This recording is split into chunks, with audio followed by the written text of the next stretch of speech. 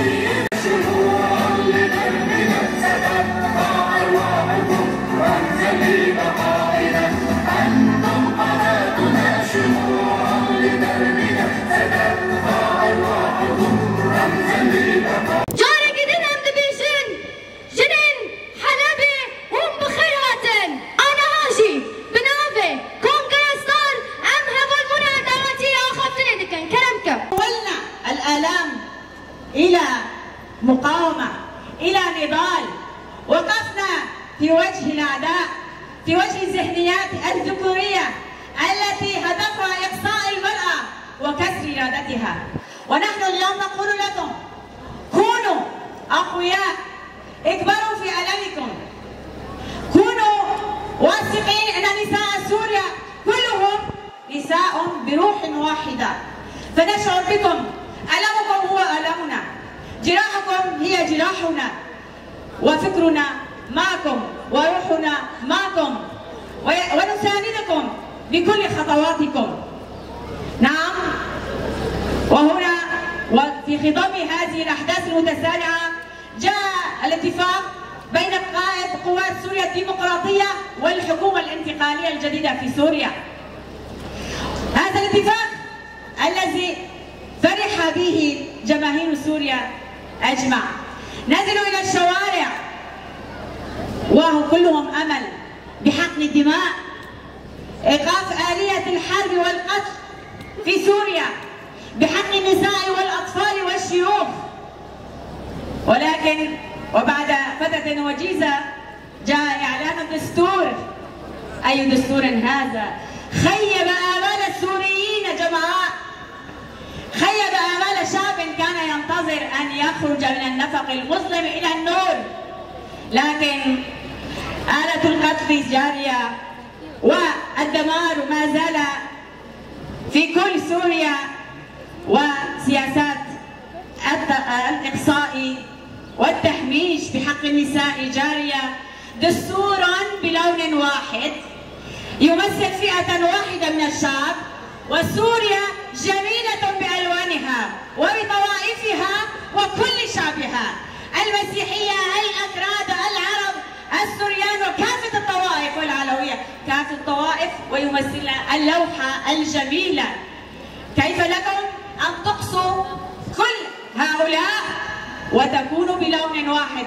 وكان الشيء الأعظم الذي خيب آمال النساء تم إقصاء المرأة من هذا الدستور.